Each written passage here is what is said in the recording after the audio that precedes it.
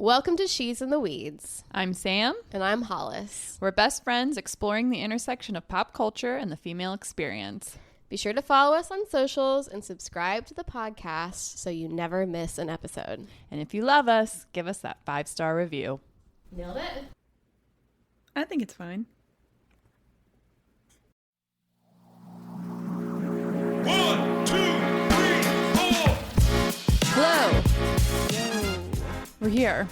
We're here. Oh my gosh. Yawning right off the bat. I mean, we're barely here We're here. because we've set our recording schedule. We've set a schedule finally after, a year and a half almost of doing this, which is good for us, but means there's going to be mostly night recordings probably, which is fine. But, you know, we've been up since 5. Yeah. And here we are at 7 o'clock. But you know what? We love it. We love it. And Here. happy to bring you this content that you so desperately need. Yeah. So, yeah. I just saw you 2 days ago. But What's new? What's happening? new? What's new is my kindergartner lost a tooth at school today. So was the it tooth- traumatic or was it no, good? she Okay. was excited, and they gave her this little tooth shaped box, like necklace, Oh, to put her tooth to put the tooth in, and then she got to wear it around her neck. Well, that's cool. Yeah, so the tooth fairy will be visiting our house tonight, so got to do that when I get home. You cannot forget. No, and actually, You're gonna army crawl.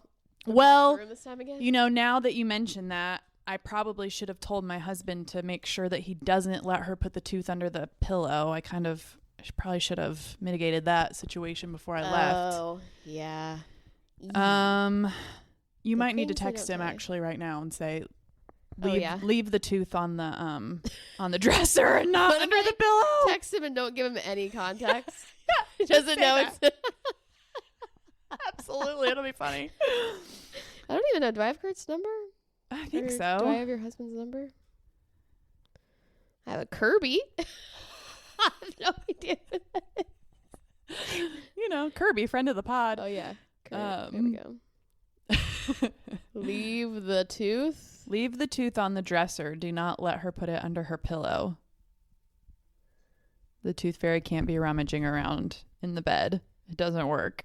We're going to have serious problems. Or else you're going to have to be the tooth fairy. If he puts it under the pillow, he's the tooth fairy tonight. Also, it's like, I think I do have a couple of dollars, but sometimes you don't think about these things. And it's like, what is the tooth fairy going to leave? What if I have nothing? You know? Yeah, like here's a... You can't predict when the here's a tooth is coming out. thimble and an old Cracker Jack. Here's an Altoid and a Band-Aid. That's what was in my purse. So, oh man. Also, my other update is I think I might be the healthiest I've ever been. Yeah? Let me explain. Okay. So I got COVID last October, like 2024. I got COVID because we had to cancel my birthday plans. Mm-hmm. I have not been sick since. Why did I say? I have not been sick since. And you know, I wasn't somebody who got sick super regularly, but since I've had children, Yeah. they just get you sick. I mean, they just do. So I've been sick since having kids about 2 or 3 times a year.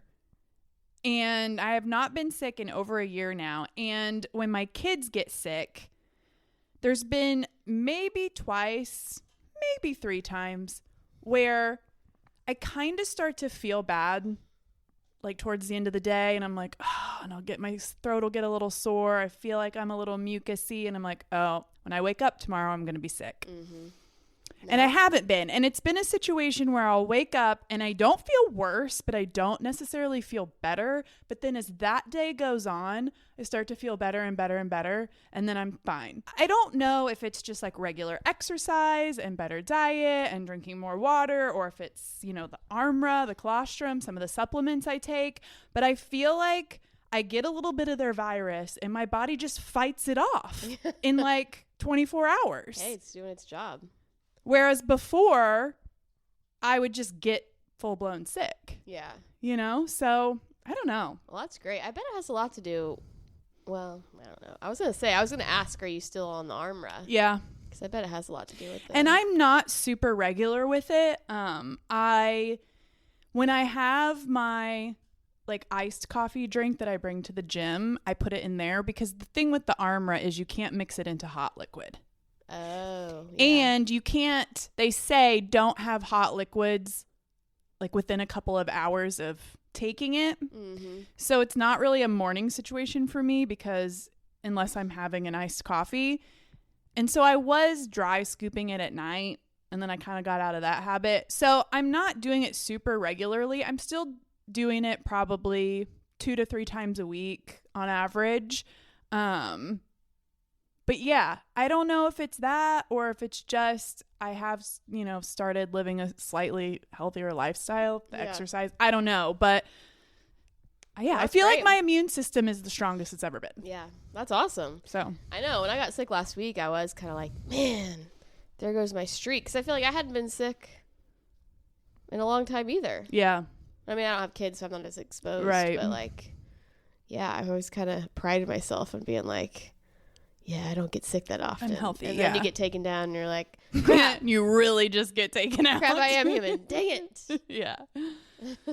So I don't know. That's awesome. I say that and now I'll probably get sick. But that's what it's all about, really, is being healthy. It's why we do all this stuff. So, yeah. That's right. If you can prevent yourself from being sick by living a healthy lifestyle, then, hey, it is worth it. That's right. You know what? Eating right and exercising really is good for you. It really is good for you. And also just I like know. the really pretty significant reduction in alcohol intake over the last year or year and a half has been, not that I was, once I had kids, I mean, I was a pretty heavy drinker in my 20s and early 30s when we would go out and whatever. But since having kids, I mean, I haven't been a super heavy drinker, but I still was drinking fairly regularly. I would have a glass of wine or a couple glasses of wine like multiple times in a week, you know? And now I don't drink at home at all. And it's just, I mean, that could have something to do with it too. I don't know. Yeah. I feel like inflammation is such, and that's also like just kind of like a buzzword too thing, I think. But I do think inflammation can lead to like so many issues. And, I know that alcohol exacerbates inflammation and stuff. Yeah. So who knows, but I'm here for it. I'm enjoying it.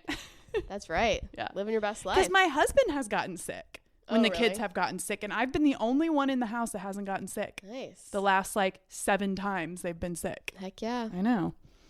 Boosting. That's right. So anyway. That's awesome. Yeah. Yeah. I know. When I was sick, I was just like, man, it just sucks so bad. Which, wow. Amazing. Profound. Statement. Yeah. But I did. It made me every time I get really sick, I'm always like, man, I feel so bad for people who have chronic illnesses. Yeah. Because that's the thing is it's going to end. Right. You can get through it because you're like, it's only going to be a couple days. Right. I can do anything Or for 7, a couple days. but- Yeah, that's why I was like 7. I was like, oh my God. Yeah. But it was, you start to be like, am I just going to be sick forever? Do Right. I have some, Is anything ever going to go back to normal? is this just like the immuno disorder I've been waiting to hit me at some point? Right. Is it finally here? Will I Yeah, like, ever I feel- breathe through my nose again? Right. You do. You're just like people in chronic pain or with chronic illnesses, man, my heart goes out to them because that must be so hard. Right. They say like, what is it? A healthy person has 99 problems and a sick person has 1. Yeah. Yeah. Oof. Yeah. Yikes. It's really, it's good to just be grateful for your health because not everyone has it. And when you don't, that is your only problem. Yeah. So I know. I think about that a lot now.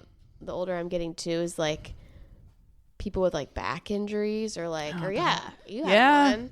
Like people who I've been lucky have that debilitating pain where they just, right. got in an accident or something and then just I'm just going to be uncomfortable and ultimately pissed off probably the rest of my life and frustrated. Well, and even people who get that stuff are lucky enough to be able to get that stuff fixed. I follow this woman on TikTok and she had a really bad back issue and she had to have surgery. And she talked about in reflection, how wild it was. enduring the pain like she did, and it was just debilitating and so horrible, and it was just like a dark time of her life. And she was lucky enough to be able to have a surgery, and it got fixed, and then she had like a pinched nerve or something, and she's like, I feel so bad for my husband. I was up all night just like crying, like in hysterics, like my life is over, it's back. And I think if you've not experienced something, and I haven't experienced back pain like that, I didn't have to have surgery, but I had a really traumatic like skin situation for like almost 2 years. And so like every time I get like a little bump on my skin, like I freak out. And you don't sometimes think about the PTSD that can come with having a medical issue like that. Yeah. And then any little thing you do, like, I mean, there's been plenty of times where I have freaked out and literally lost it because I thought, oh my God, it's back. I'm back here, And so it's good to be grateful, and people are going through some hard shit, and so anyway. Yeah, and just like it reminds you that like, oh yeah, the people you're pissed off at in traffic or whatever, you don't know what they're going through. Just assume they have a chronic illness. Right. They have chronic back pain. And this woman was fine. It was just a pinched nerve. She's okay. Yeah. She didn't, but yeah. Oh, man. Anyway. Oh, Lord. Well, of course, have a circle back. Of course. Just did a little more reflection on our conversation from last episode. And I just want to make it clear that, like, when we were talking about it, we're not saying that men are inherently bad partners or bad caregivers. Yeah. This is a cultural issue. It's not like a biological problem, although I do wonder like how much biology is at play there. And I just wanted to reiterate that this is not about like who is the better sex, or that women aren't better, men aren't better. Yeah. So I just wanted to kind of touch on that. And, we talk a lot about how we value ourselves and how society values us as women. And, he had mentioned that thing about the Beyonce thing, and about how 75% of women look for the economic stability and success are important to them in a mate, versus 25% of men. And you talked about how, historically women have needed that to survive, and we no longer do. And so I do think, there's something to be said about us also shifting our views on what we value in a partner. We talk so much about how we're valued. We have to start thinking differently about how we value men culturally, but just like us, ourselves, individually. Like Yeah. And so anyway, I just kind of got me thinking about that. And then also another thing that I feel like we talked about amongst ourselves when we were talking about the interview. We didn't really mention it in the discussion, just, like which men is he talking about? Because you kind of get the vibe from the interview. And again, we haven't read the book, so maybe he goes into more detail in the book about this, but it really seems like he's speaking about white heterosexual men, almost from like middle-class families too. Yeah. And I'd be really curious, when he's talking about how mothers are sounding the alarms, I'd be really curious to know, like, what about Black mothers? Because there's been so many barriers in place for so long for the success of Black men, and the rate at which they're killed and incarcerated, I feel like they probably feel like they have bigger fish to fry. Yeah. And I'm just curious, like, what mothers and what boys are we talking about? Yeah. So, I mean, and we probably have to read the book to know that, and perhaps he covers it there, but you don't get any indication from the video that he's talking about more than just men like him. Yeah. It did seem very implied, especially like, sitting in the basement of your parents' house playing video games. It also paints this picture of a kind of affluent family. Yeah. Who that is afforded to them. Yes. Yeah. So anyway, I just thought those were some those things I kind of thought about after really the fact. Really good points. Because I thought about it too, just like, man, I mean, I leave a lot of our conversations like that where we get a little, we weren't heated, but a little ranty, especially feminist conversations can quickly turn into this competition between genders. Of Right. Like, yeah, why can't you be as good as we are? Right. Why can't you be as good as us? Why can't you be the people we deserve? Right. And like, that wasn't the That's point not, of the no, conversation. it's not. I And think we were just trying to think critically about, at least I was trying to think critically about his position and, you know, try to really investigate whether I agreed with him or not. right. No, for sure. One of the notes I wrote was just that this isn't about one gender being better than the other. This is about redefining traditional gender roles or possibly doing away with them altogether so that both men and women can thrive emotionally, mentally, and financially on whatever path they choose to take. Yeah. You know? So, yeah, I just wanted to touch on that. Like, it wasn't about like, oh, men are just bad at this. Yeah. They haven't been And set they up need for to suck it up and success. quit complaining. They and do haven't better. been taught to prioritize those things, you know? So, and we have. So, anyway, No, that was a great circle back. that was my circle back. Yeah. Oh, and also I wrote here, and I think all young people are struggling to connect. That is definitely a big young person problem across the board. Men and women, dating is hard, connecting is hard with hookup culture and the apps, and nobody's meeting in person and all the texting. Everyone is struggling to connect. Yeah. So, and that is a problem that we need to address. Yeah, I think so too. So, anyway, okay. I do have one kind of stupid spill item that I need your thoughts on. Okay. What is with Arkansas? You ever notice that like Arkansas is such like a forgotten state? Like, it's not the Midwest. It's not really the South. Like, Yeah. what is Arkansas, and why is nobody ever from Arkansas besides Bill Clinton? And nothing ever takes place in Arkansas. You're never like watching a movie or a show and the people are in Arkansas. You know what I mean? Isn't the Ozarks in Arkansas? I think the one that like the Ozark show, that was Yeah. Missouri. Missouri. Because there's yeah, like Ozarks in Missouri. You know what I mean? That's true, yeah. It's like a very forgotten state, I feel like. Have I ever been to Arkansas? I don't know if I Yeah, have. nobody goes on vacation to Probably Arkansas. And driven people are like, I'm through going it. to Little Rock. Yeah. You know? Well, I think Sea Rock City, that's Little Rock.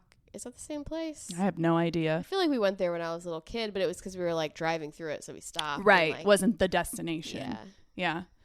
Like, Yeah. what is Arkansas, though, I mean, in I terms think of geography? Like, do we consider that the South? I guess. I think it is. I think people definitely sound like they're from the South in Arkansas. yeah. Like, I think that culture still applies there. Right. But it is kind of, it's one of It's like those its middle own ground thing. wishy-washy states. Yeah. Yeah. Arkansas is just Arkansas, baby. You can't pigeonhole it. And I guarantee you, if you were to ask somebody, and don't come at me with the people that know them all in alphabetical order. I guarantee you, if you walked up to somebody and was just like, hey, tell me some states that start with the letter A, Arkansas is never going to be the first one out of their mouth. Alabama, Alabama.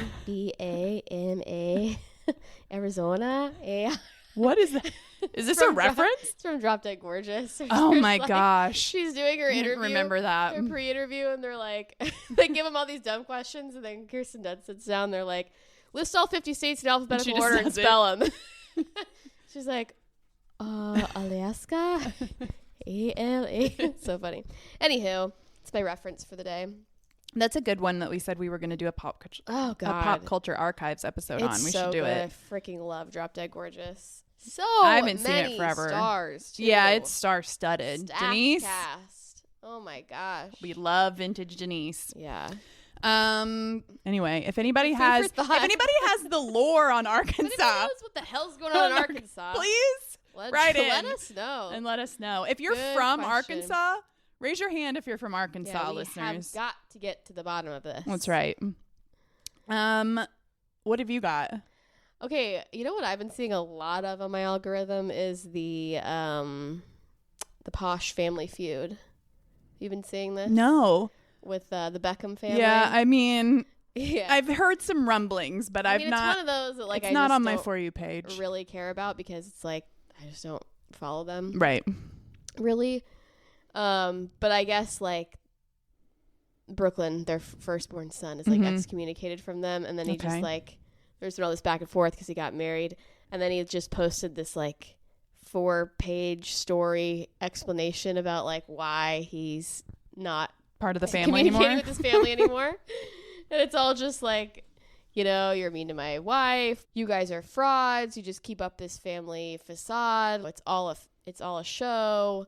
Yikes. Yeah, pretty serious. I mean, shots fired. Do you think that Posh Spice is like evil mother-in-law vibes? I don't know. I can't tell. It's one of those ones where it's like, it's one of those celebrity things that almost feels ridiculous to speculate because you're just never going to know. Right. I wouldn't put it past that being They're also a real like thing. so unrelatable. Oh, I know. I mean, they're just like so rich and famous. And like weirdly famous for like who they were, I feel like. I mean, I guess being like the best soccer player in the world, okay. Yeah.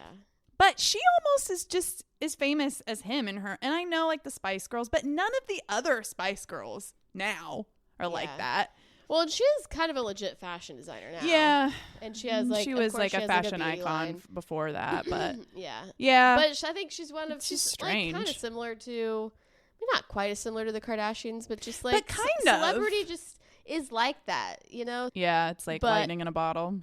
My favorite part of this whole thing is one of the accusations from their son was that he's talking about their wedding. She was going to design a wedding dress for his wife, Nicola, I think her name is, and then like at the last minute she like threw a fit and said she wasn't going to do it, and then she had to like rush and get a new wedding dress. And then one of the claims was, I was going to have my first dance with my wife, but then my mom sabotaged it, and she made the first dance about her, and then she danced on me inappropriately in front of everyone at the wedding, and I was so embarrassed. Which is just she giving like weird boy mom vibes? I don't know. There's no like video footage of this dance, so who knows? But the best part is now all of these people are making these like AI videos of what the dancing looked like. Oh my gosh. So I keep seeing all these like super fake AI like slop videos, right? Of just like her like doing this like, really weird sex dance, and then the two of them are just in the background like scowling. Oh man, it's hilarious content. But there's no actual footage. No, well, I mean there is somewhere circulating. But not circulating out there. Interesting. Yeah, I wonder if she's like, because you know sometimes there are like those weird boy mom like. Oh yeah, being like a little kind of in love with my son. Yeah, or like obsessive. I'm like where they act like a little jealous of the. I don't know. That's the thing is like I could see both being true. I could see that totally because they are really obsessed with each other. Yeah, we follow them on social media. They're all like, we love each other. They're always posting videos like love you. They're very close knit family. Right. So I could definitely see them being, and you know the whole like royal family stuff. Celebrity culture over there is just way stranger and harsher, and like their tabloids are like really mean. And so I could see that being a thing where like you really do have to keep up this like facade second life. Yeah, and, like you aren't really who you appear to be at all. Right. I could totally see that being the case. Like he's pulling a Prince Harry. Yeah, I'm over it. I know. I'm out. The family's now kind of saying like, oh, you met your wife and now like she's like stolen you from us and like tricked you, convinced you to thinking that like we're bad for you. And is David in the chat at all? No, you know, you get little posts from him on social media of like, we love you. Somebody reposted a conversation or an interview we had where he was like, you have to let your kids make mistakes. Like, that's what they do. So he's saying that he's making a mistake with this woman? I don't think it was in reference to that, but it was just like, you know how people do on social media? They post things and they're like, oh, this must be what he was talking about. I guess some of the other siblings have come out and been like, you know, we were all fine. He stopped following us. Like, isn't it so funny that that's like a weapon now? Following like and unfollowing. Oh and blocking God, people I know. on social media. It's just like, that's how you really throw daggers. Just right. Like, I'm not following you anymore. Yeah, the internet's a muck over it, so I'll keep you posted. Yeah, please keep us posted on the progression of the Beckham family situation. It is funny. There's a British podcast I listen to that's hosted by 3 British women who talk kind of about similar stuff we do. So I've been getting a lot of their clips and like British people speculating about it, and it's just so funny because it's like huge over there. Right. It's like top of mind. Yes. And it's like, you Like, know, it's like the king The and number queen. one thing that's Yeah. happening. Right. And it is interesting, like, which British celebrities cross the pond in terms of like media Yeah. and which ones don't. And they definitely do. Yeah. Because I bet there are other British stars and things that don't. That we have no idea. Yeah. Like, oh, never heard of them. Exactly. They're a huge star over there. Yeah.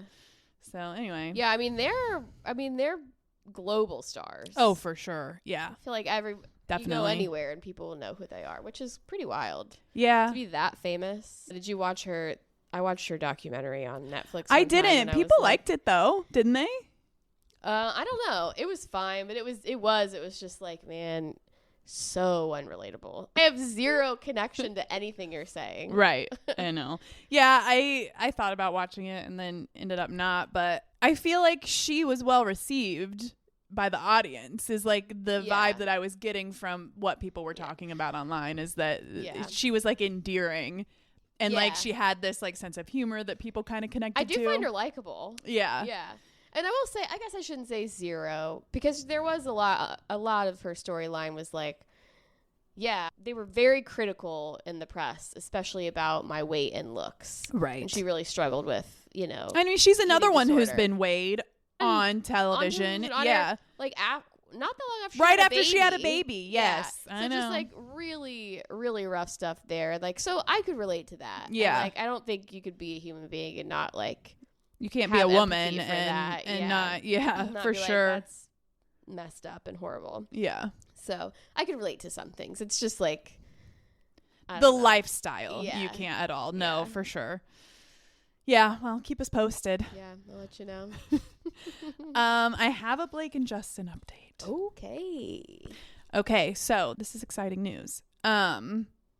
So Justin Baldoni's legal team filed a motion for summary judgment, which basically just means that like it's going to be heard by a judge to see if it's possible that it's just dismissed, like there's not enough evidence to support things going forward to trial. That hearing, I believe, is tomorrow. So by the time this episode comes out, I assume it will be decided. I don't know how long it takes to make a decision on that.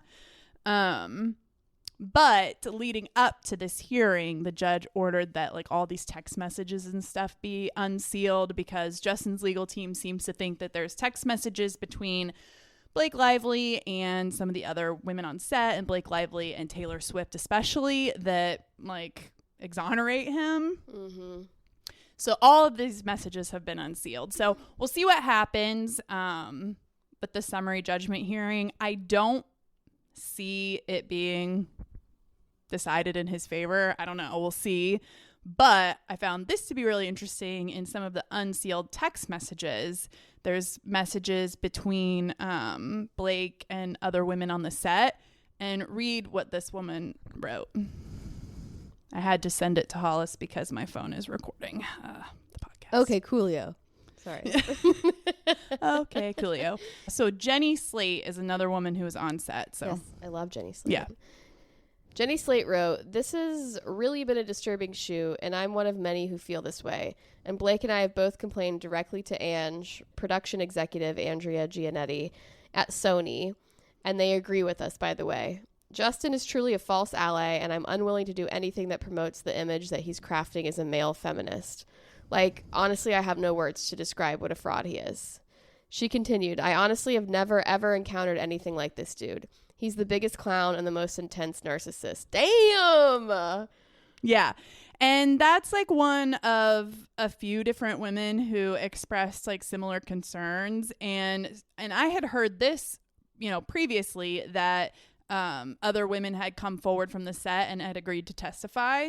So I really don't see this summary judgment being granted. I think it's going to go to trial. I think there's enough evidence to support that this needs a trial. Yeah. So we'll see. But yeah. Well, I pretty much trust anything Jenny Slate says, so yikes. Yikes. And it's a pretty damning statement. yeah, and a lot of these, and again, it's like what I talked about originally when I read all of the documents and, all of these alleged facts and pieces of evidence that his team was presenting that supposedly support his argument. It's like all of these texts that have been unsealed, like, sure, like Blake Lively and Taylor Swift texting back and forth. Sure, there's some unsavory things being said, or there's a couple of messages that maybe support his claim about her trying to kind of infiltrate the film in terms of like having more control over production and stuff, which we covered all of that about how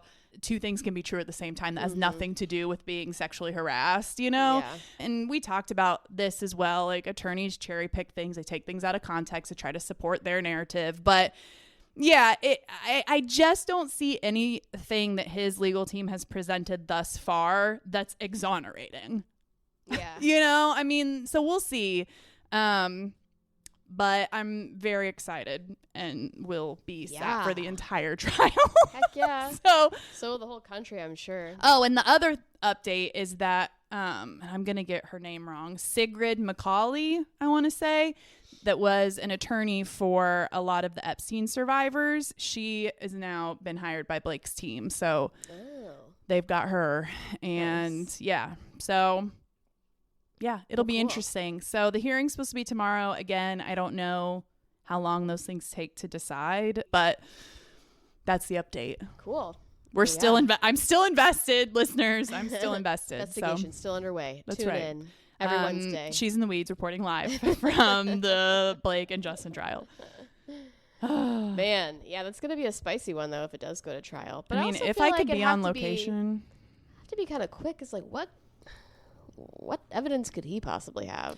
I mean, there is a slew of text messages, emails. Yeah. There's so much. And it was a whole movie set, so I'm sure they have so many witnesses and like all kinds of meetings, recordings, and yes, and really the trial, and this is what's so interesting because the crime is the retaliation, is the workplace retaliation. So I'm really interested to see like what direction the trial takes. Cause like we talked about when we originally kind of went through all of this, is that in terms of like what is actually illegal and has been what she's kind of suing for, sort of like doesn't even really matter if the sexual harassment happened. It's whether or not that retaliation happened. Yeah. So, and that's what I think that's what she has to prove. So I don't know. We'll see. I felt like the alleged facts and evidence overwhelmingly supported that the smear campaign happened from everything I read, from the hundreds of pages of documents that I read. But I don't know. We'll see. Yeah. So. Oh, cool. Yeah. Well, thanks for doing all that investigation. Of course. I'm happy to do it. All right. Did we have anything else before? I have a she's in the comments, but it can wait for the next episode. Yeah, we need to probably get in the weeds. Okay. All right. Well, this weeds is our pop culture queen of the month. PCQ, baby. Pew, pew, pew. And it is, drumroll please, Miss Michelle Obama. Oh, she just released a book, which I got her third for Christmas. Yes. It's called Look. The Look. It's called The Look. The Look. So we chose a Michelle, just because she is a pop culture queen. She's a badass. One thing I did want to say, just my little spiel before we get into the weeds on her, is I grew up in like a very small town, and it was mostly white people. It was conservative, mostly Christian. And my family wasn't like super political in terms of like teaching you to do your civic duty and talking about voting. And I never really heard my parents talking about candidates much. Like, it just wasn't something that was emphasized in my house. And, it wasn't until I left home and went to college and was exposed to real diversity and people from all different walks of life and cultures, taking classes, learning about systemic racism and misogyny and all of the discrimination and adversity faced by women, people of color, the LGBTQ community. And I'm just really grateful for that experience. It really helped me to shape my understanding of the world at large and how it's so much bigger than just me and, you know, my little hometown. And it was those last couple of years of college when Obama was on the campaign trail. And that's when I started to understand where I aligned politically. And it was the first time in my life where I felt the importance of my civic duty, and I felt like my voice does matter and I can make a difference. And I don't know, it was just really transformative for me. I love the Obamas. I look back on that administration with so much fondness and gratitude, not only for what they did for the country, but what they did for kind of just me personally. And I just love Michelle. So anyway, I just wanted to say that. Yeah, I mean, I think that's how most people feel about it. And he was the first president I voted for. I mean, that was, you know what I mean? Like, oh yeah, it was huge. It was historic. Yes. For one thing. Well, of course. Incredibly. And there was also like, the thing that was so special about them is like, not only were they incredible leaders, but they were just really personable in a way that you wanted your leaders to be. Right. Like I think they were really good at representing the country well, but also just representing what it is like to be a good person and a couple. Yeah. And now I feel like also she did a really good job of being an individual as a woman. Yes. And making sure that like she wasn't just the first lady, she was Michelle Obama. Yes. She was her own person. Yeah. She didn't stand behind Barack. She stood next to him. Yeah, absolutely. And I wasn't sure like where I was going to fit this in, and I can't remember where I saw this now. But somehow this was circulating somewhere, but Barack had said something to Michelle along the lines of, "Oh, I ran into your ex-boyfriend. Did you know he's a doctor now? You would have been a doctor's wife." And she looked at him and said, "No, he would have been the president." Oh, boom, baby. Oh, I mean, chills. I'm like, such a good line. Of course he would have. Yes. Yes. Yeah, step back, Barack. I might have heard that on Giggly Squad. That's good. I can't remember. That's a line for the ages. Yeah. So. But yeah, anyway. she just released a new book about her, which is mostly about her fashion. Yes. Her clothes, which again, she's had an incredible journey post-presidency. I feel like she's been doing a lot of advocacy work about like coming into your own, being your own woman. Mm-hmm. So that's kind of what the book is about. I got it for you for Christmas because your journey is into a fashion girly. So yes. Like, oh. And it came about, you brought it up because we were talking about how fashion isn't just superficial. Yeah. Sometimes it's viewed as like being so superficial, and yeah, that's when you were like, hey, like I want to read you the description of this book, and that's kind of how obviously the idea for her to get me the book, and then the idea for the episode too. But she was talking about why this book now, even though she used fashion to her advantage, and fashion was a big part of her being the first lady, she never wanted the conversation to be about fashion. So she tried to shy away from talking about fashion, which is part of the reason why this book has come many, many years later.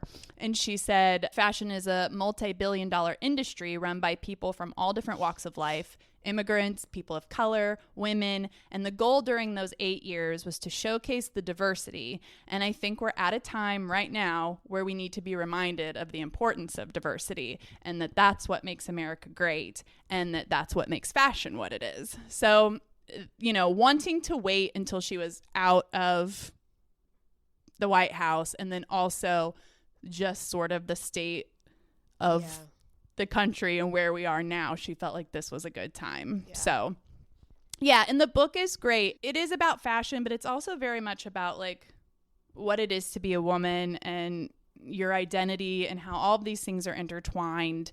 And you know, it starts out talking about when she was a little girl, you know, her mom made most of her clothes, but then they got to go once a year to Sears, and she got to pick out one dress from the girls section at Sears, and that was always before school started, and she picked out this brown dress, she's putting it on, and it was, you know, how fashion is a feeling, you know, about how she felt in the dress. And when Barack was first on just like the campaign trail, and she was running around buying outfits, and how by the time she's in the White House, it evolved into such this huge production. I mean, it was really hard to fathom when Meredith Coop is the stylist, and she's talking about, Michelle's trying on 20 or 30 looks in a span of 3 or 4 hours because they're planning out the schedule and what she's going to wear, and she has to have changes and they have to have alterations. And I mean, it was a lot. Yeah. I mean, a whole team of people, and this is what they do. And you think that isn't hard work, but that sounds exhausting. And she talks about that, about how it is such hard work, and that as women, we need to say that more often. Yeah. And she talks about how it's so crazy because Barack had 2 or 3 suits that he would wear, and all he had to do was like change a tie or take off a jacket, and then he was casual. And, the amount of work and thought that went into what she's wearing was so much more intense. Yeah, and because people critique what she's wearing so much critically. Like, there's only so many things you could say about a suit color. But everything a woman does in their appearance, well, and nobody's talking apart. about men that way. Yeah. And she said, as their popularity grew and coverage began, and this is sort of still on the campaign trail before they're really in the White House. She noticed that every headline or introduction to a piece was about her appearance and nothing about her education or her professional career or her message. And she was so accomplished before she was First Lady. She went to Princeton. She went to Harvard Law School. She was an attorney. She met Barack in an attorney's office where she worked, and she was like his advisor. I mean, she was, more accomplished than him at that point.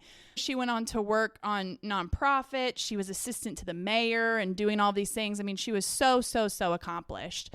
And, she's like, every headline or everything I saw was about my appearance or what I was wearing. As, the campaign went on and they're getting closer and closer to the White House, and then he gets elected, she says that I became Barack's wife and my shoes became the most important thing about me. So I decided to lean in and make fashion, just like everything else we did in the White House, have meaning and impact. And she says, and this is a line from the book, if you can't beat them, work their fascination to your advantage. And one of the sort of first notable things that she did is for the inauguration ball, they're trying to decide what she's going to wear. And it's being told to her, Oscar de la Renta has done a lot of First Lady inauguration ball looks. And she's thinking to herself, well, the Obama campaign is about inclusion and expanding who gets invited to the table. So she rejected the Oscar de la Renta, and that's why she ended up choosing the Jason Wu dress. She said, choosing Jason Wu sent a message that I was going to champion people and voices and talents that were too often overlooked for opportunities like dressing the First Lady. She decided she was going to wear labels that had not been granted the same spotlight as well-established fashion houses, such as those of Tracy Reese, Narcisco Rodriguez, and Naeem Khan, a Black woman, the son of Cuban immigrants, and an Indian American, respectively. And she also said, once she started to get attention from the clothes and the fashion, she realized that was an in to get people to listen to what she was actually saying. She was like, if you want to talk about my gown, let's talk about the designer who made it. If you're going to take 100 pics of my sweater, let's do it while I'm gardening or jumping rope to promote healthy living. If you want me to be on your magazine cover, let the focus be on what I stand for and what and who I represent as much as the heels I'm standing in. She talks a lot about, representation, being obviously the first Black First Lady, and that she got a little bit of pushback when she got offered to do her first cover on Vogue. And it was during a recession because, it's 2009. And her team was like, I don't know if you should be doing this high fashion magazine. And she was like, no, representation is important. Like, I want young Black and brown girls seeing my face on the cover of Vogue. And she ended up doing a million covers, Of course, another kind of unfortunate, we talk about women being criticized and all of that, her arms. Yeah, I had that in my notes too. There was so much talk about her showing her arms, and I think she attributed this to being a Black woman too, where there was a comment about her arms being scarily muscular instead of just being referred to as athletic or like not referred to at all. Right. And, you know, so many first ladies before her had worn sleeveless. And why is it such a big issue now? And that approximately 689 articles were written about her arms. That is so insane. Isn't that insane?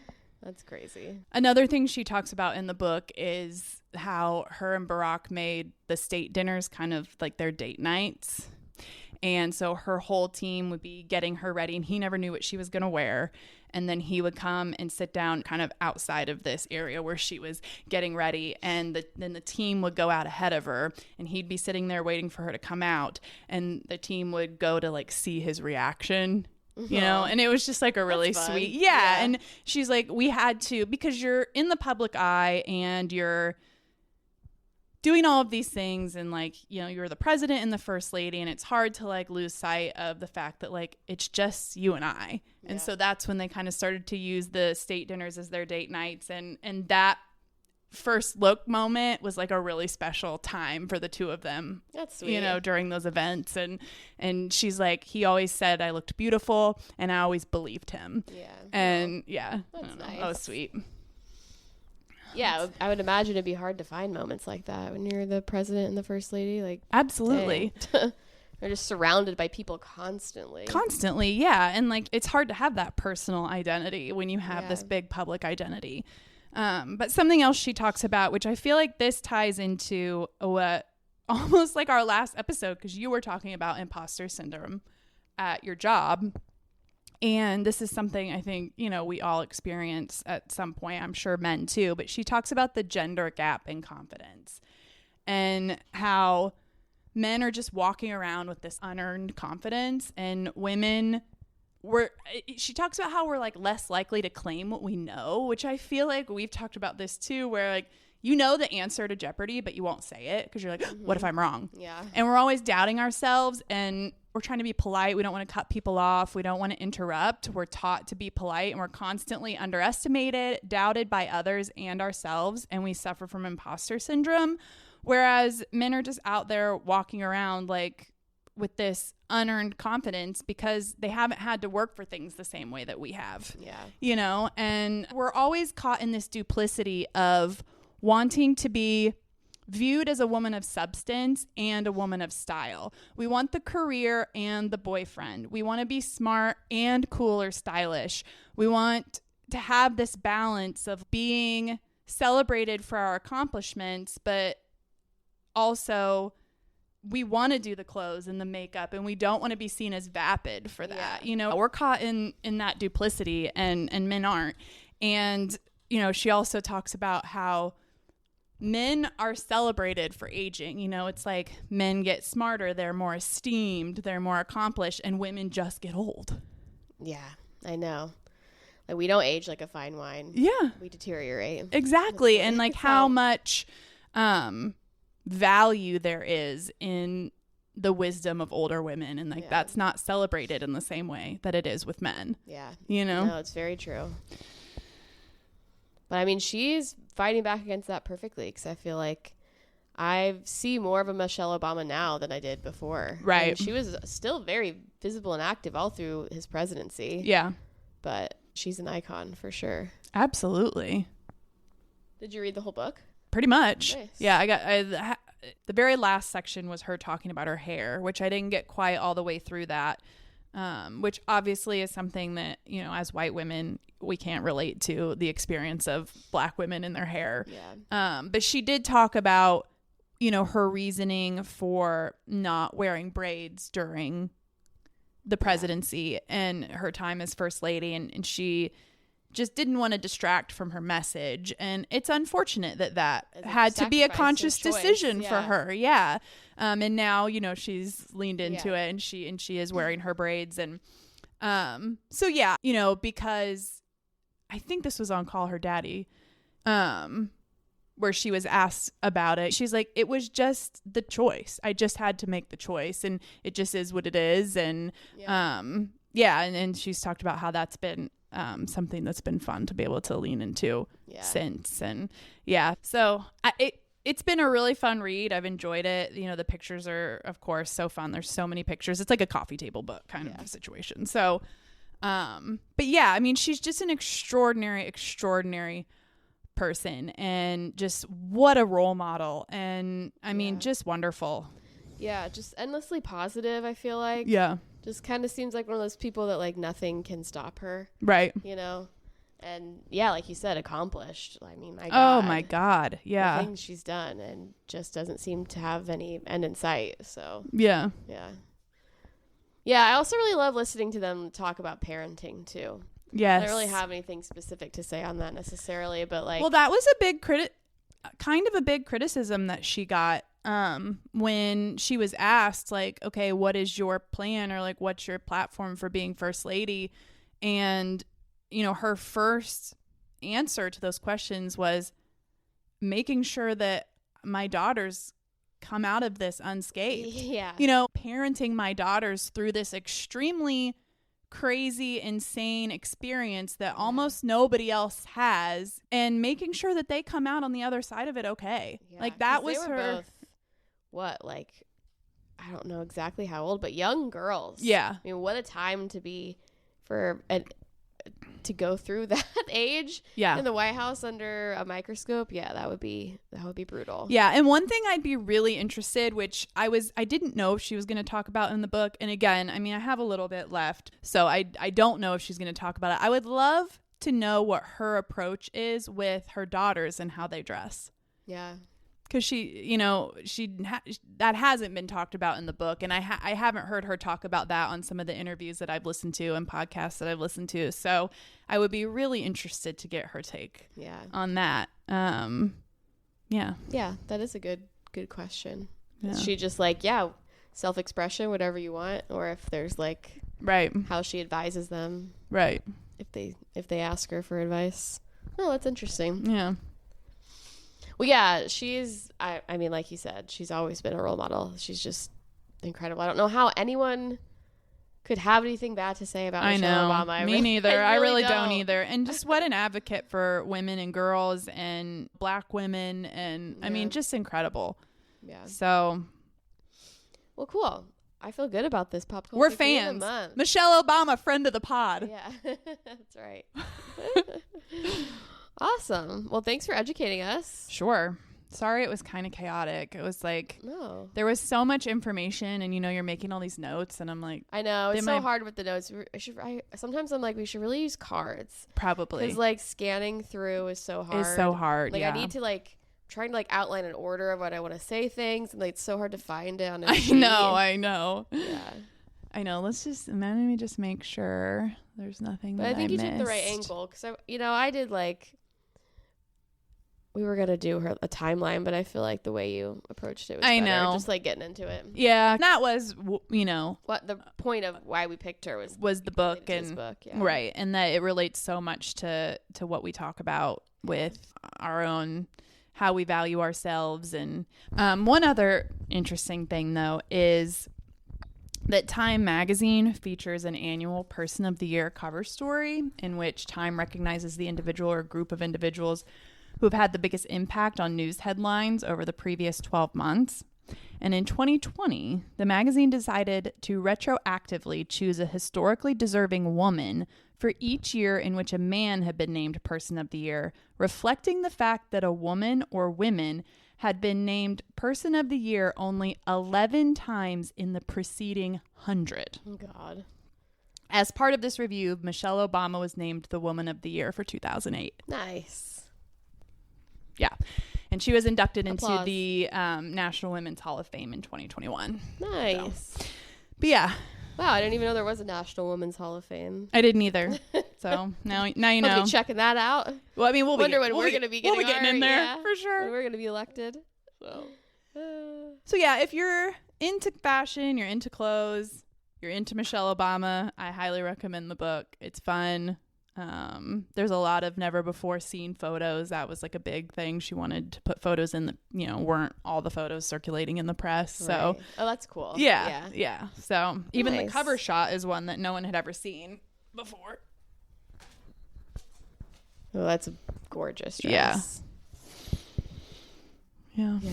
Dang. It must be cool to wear just like I know. incredibly crafted clothes that are made altered right to your body. I know. Well, and that was another thing too that she talks about, how of course she was wearing some expensive designers, and depending on the event, designers were donating dresses, but things that she was just wearing every day, they did have to buy and pay for. And so she always tried to keep that top of mind. So like she might have a, Alexander McQueen shirt on, but then she had, pants from Target. She tried to work a lot of like affordable, accessible clothing into her wardrobe so she could be relatable. Yeah.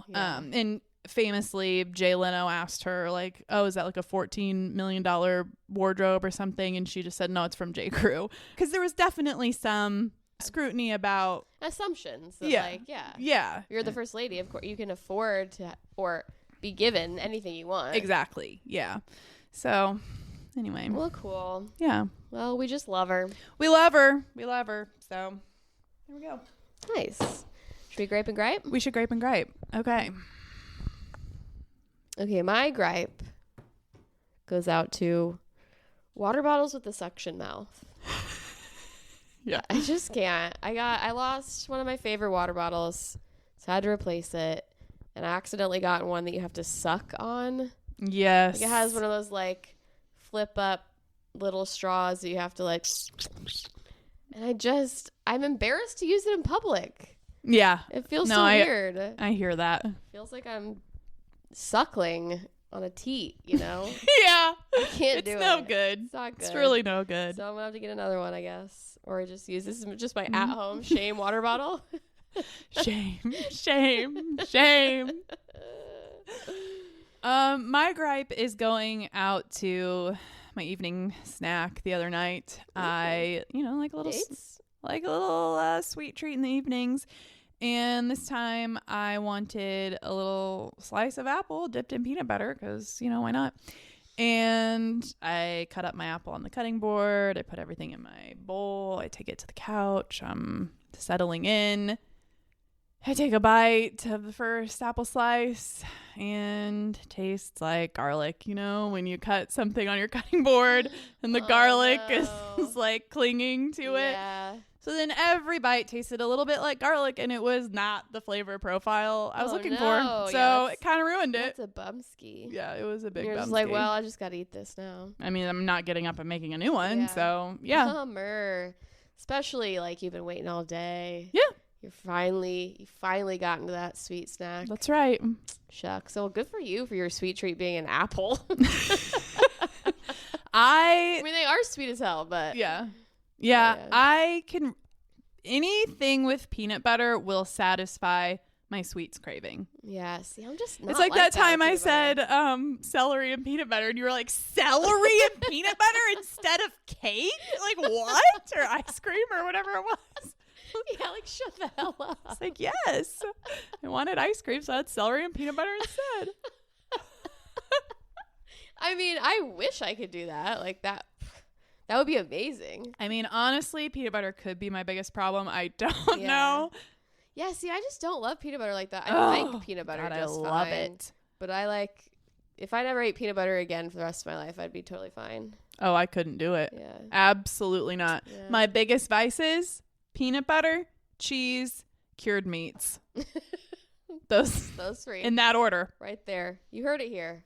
Yeah. Oh, in that order too. Yes. Yeah. Peanut butter's over cheese. I eat peanut butter every single day. Like sometimes I'm alarmed at how quickly I go through containers of peanut butter. Do you just eat it by the spoonful? Sometimes. Yeah. But that was actually Hollis talked us into doing a challenge for January for working out. I'm loving the challenge. No, it's fine. I need a little accountability in my life. Right. So yeah, we're having a little extra accountability. So one of the things that we were supposed to do is eliminate either like a trigger food or like a behavior or like just something that we wanted to change up or maybe try to, I don't know, whatever. It didn't have to be a food. And I'm not somebody like cutting whole foods out of my diet. It's just not something I do. So it's like, what I can do though is not take the container of peanut butter to the couch with me when I'm having apple slices and peanut butter and actually measuring it out in another container, because otherwise I will just sit there and eat spoonfuls. Right. And I always think back to this time when we were in college and we had a neighbor who we were good friends with, and his little brother was a baseball player. And I can't remember if it was somebody just on the baseball team or if it was actually his little brother, but I just remember this conversation about this baseball player who wanted to put on weight.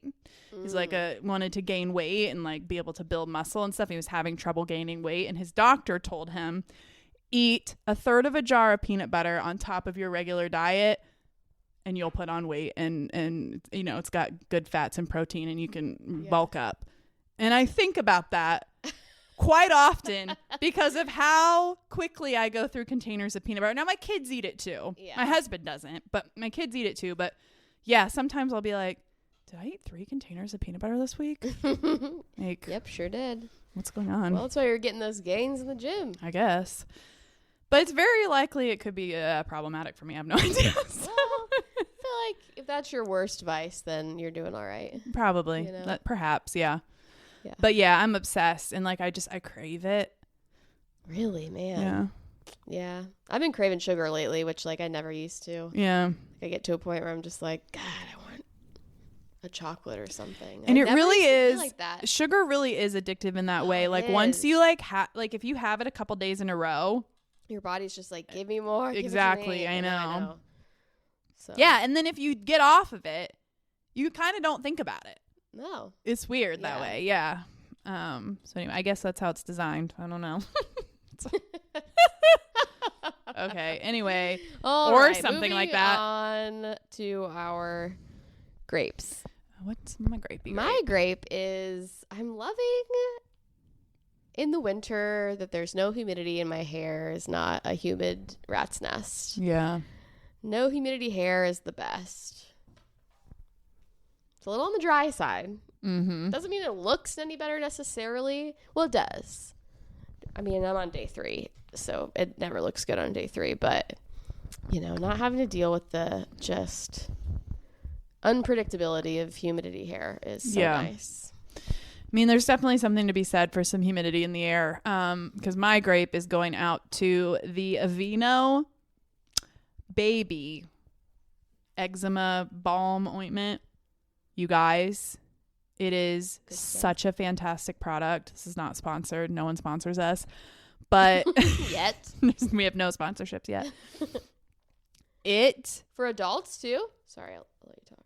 I mean, it's the baby brand, or the one that's specific baby, quote unquote. I buy it in the baby aisle. But it is so fabulous. If you are somebody that suffers from dry skin, eczema, itchy skin, that tight kind of, I am like so obsessed in the winter with my skin hydration that I really like the Glow Getter Naturium, that brand. Their body butter is fantastic. It's like a really nice, luxurious body butter that, you know how some of them, it's like they take forever to rub in? Yeah. It's not like that. It's so great. It rubs in so quickly, and then I put this over top of it. My skin will feel tacky and moisturized for 48 hours. Oh my I mean, God. Wait, Aveeno what? So it's the Aveeno. Let me look it up really quick. Aveeno Baby Eczema Therapy Nighttime Balm Colloidal Oatmeal Skin Protectant. Oh, wow. That is... And they maybe make one that's not for babies, but I mean, I use it on my kids. I use it on myself. It is fantastic. It's a really good dupe for the Tubby Todd, and the moms out there will know what I'm talking about. The Tubby Todd is great. This is a little cheaper. Tubby Todd's expensive. It's wonderful, but it's expensive. This is also not cheap. It's about $18. But it's a great dupe for that, and it doesn't that's one of the things with the Tubby Todd. It takes forever to rub it. Yeah. And this one is not like that. Nice. So it's fabulous. Oh, man, I'm going to get some. It's because I've been getting like dry skin. My chest is like, it's been itchy and like breaking open. Yeah, no, you need this. Yeah. And you could I assume it's just dry skin. Yeah. Just because And you could definitely use it on its own. You don't have to do something else first. But I feel like I use something else first that really like moisturizes and gets in, and then this just like creates that protective barrier with like all the ceramides and really feeds your natural barrier. Yeah. And it's just fantastic. Nice. Now you will be sliding off your toilet seat, so just be prepared for that. But oh, that sounds kind of fun. yeah. So anyway, it's my grape. Good grape. And dupe. All right. Sorry, it was kind of a chaotic episode. We'll get better with the notes situation. We'll figure it out. I think that's all in your head. Maybe. I don't think it was chaotic at all. Okay. All right, love you. Bye. All right. Love you. Bye. 1,